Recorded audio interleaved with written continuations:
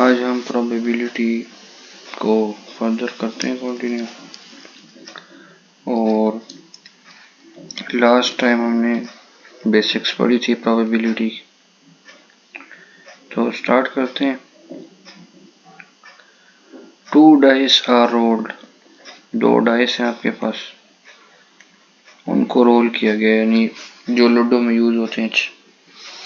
अब हमने probability find करनी है सम ऑफ 11 अपीयर्स, कि 11 कब अपीयर होगा, और दूसरी probability that a sum of 15 appears. ये 2 प्रोबेबिलिटीज हमने फाइंड करनी है, ठीक है। अ सम ऑफ 11 अपीयर्स और अ सम ऑफ 15 अपीयर्स, हमने ये प्रोबेबिलिटी फाइंड करनी है। डाइस कितने हैं? 3 हैं डाइस, 3 डाइस हैं आपके पास। तो जब 3 डाइस होंगे आपके पास सैंपल स्पेस बहुत बड़ी हो जाएगी। वो क्या होगी? 1 1 1 1 1 2 1 1 3 1 1 4 1 1 5 1 1 6, फिर 1 2 1, इस तरह चलता जाएगा। ये अप टू 6 6 6 जाएगा, क्योंकि 3 डाइस है ना आपके पास। तो इसका मतलब है जो टोटल सैंपल स्पेस हो जाएगी आपके पास, वो कितनी होगी? 6 into 6 into 6, which is equal to 216। Total sample space आपकी हो जाएगी 216। अब आपने सम ऑफ 11 और सम ऑफ 15 फाइंड करना है, ठीक हो गया। तो 1 5 5, एक ये हो गया सम ऑफ 11 के लिए, ऐसे ही है ना। इसी तरह 1 4 6 6 1 4, तो इस तरह के बहुत सारे कॉम्बिनेशन बन सकते हैं। ये आपने इसको डिटेल में बना के देख लेना है। मैं डायरेक्टली लिख रहा हूँ कि probability of sum of 11 is equals to 27 over total कितने हैं? 216। तो 216 में से सिर्फ 27 हो सकते हैं आपके पास प्रोबेबिलिटी ऑफ सम ऑफ 11।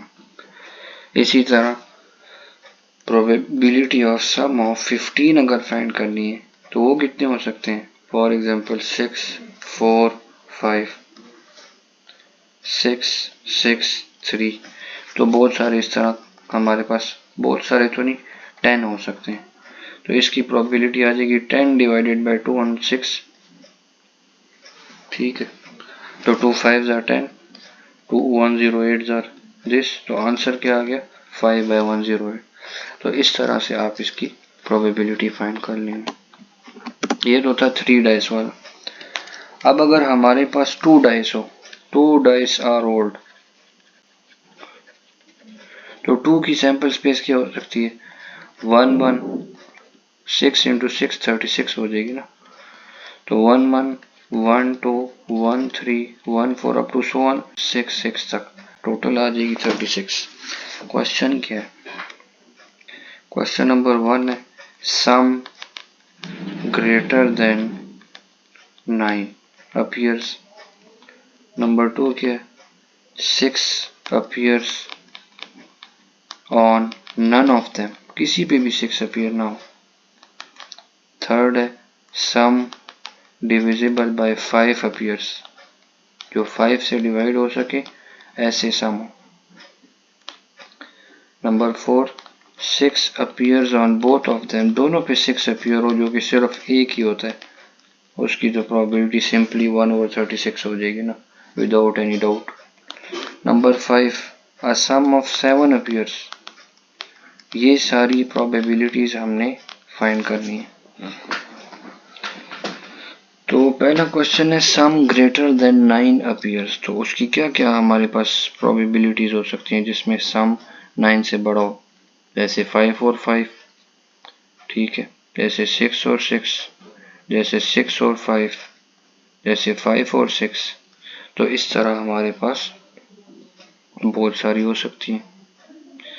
तो इसके लिए जो प्रोबेबिलिटी आ जाएगी आपके पास, probability of sum greater than 9 is equals to 6 divided by 36। 6 हमारे पास 6 किस्म के हो सकते हैं, 4 मैंने लिख दिए, 2 और लिख देता हूँ, 4 6 एंड 6 4। तो ये 6 किस्म के आपके पास आउटकम्स आ सकते हैं जिसमें आपका सम 9 से ग्रेटर है।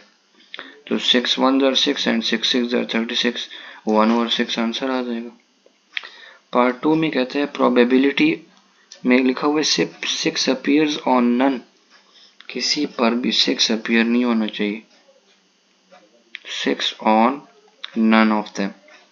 तो वो कितने हैं, 25 हैं वो, तो इसकी प्रोबेबिलिटी आ जाएगी 36। फिर थर्ड में सम डिविजिबल बाय 5 अपीयर्स, वो जो 5 पे डिवाइड हो सके, तो उसकी प्रोबेबिलिटी 7 हो जाएगी, ठीक है। सम डिविजिबल बाय 5 कौन कौन से हो सकते हैं, 7 3, 7 3 10 होता है ना, तो 5 पे डिवाइड हो रहा है, 10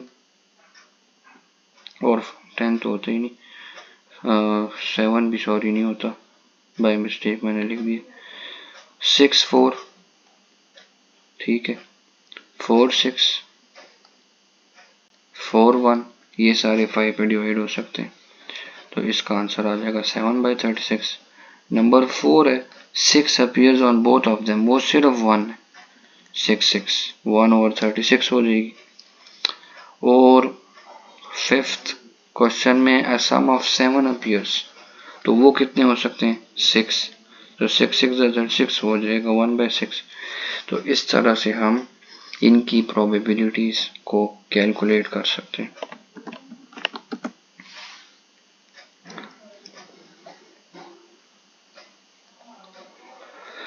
क्वेश्चन नंबर 8 इंटरेस्टिंग है, आपके पास एक वर्ड है, वो क्या है, मैग्नेटो हाइड्रो डायनामिक्स, ये वर्ड है मैग्नेटो हाइड्रो डायनामिक्स। क्वेश्चन क्या है, a letter is chosen at the random, इसमें से एक रैंडम लेटर हमने चूज किया, प्रोबेबिलिटी फाइंड करनी है कि वो लेटर एच है, वो लेटर एच कितने हैं इसमें, 1। टोटल कितने हैं आपके पास डिजिट्स, अल्फाबेट्स, 1 2 3 4 5 6 7 8 9 10 11 12 13 14 15 16 17 18 19 20, आपके पास 20 है, तो एच लेटर सिर्फ एक बार आ रहा है, 1 डिवाइडेड बाय 20, सिंपली आंसर आ जाएगा। क्वेश्चन नंबर 2 क्या है, उसी का पार्ट, क्वेश्चन नंबर 2 है वॉवल, आपने वॉवल की प्रोबेबिलिटी फाइंड, वॉवल कौन से हैं, ए ई आई ओ एंड यू, तो ए 1 हो गए, 2 हो गया, 3 हो गए, 4 5 6, आपके पास 6 की प्रोबेबिलिटी, तो 6 divided by 20, 2 3 are 6, 2 10 are 20, simple. फिर आपने प्रोबेबिलिटी फाइंड करनी है कॉन्सोनेंट की, कॉन्सोनेंट क्या होते हैं, एक्सेप्ट वॉवल्स, तो अगर आपके पास वॉवल 6 है तो वो 14 हो जाएंगे, अंडरस्टूड है, तो 14 divided by 20 would give you 7/10।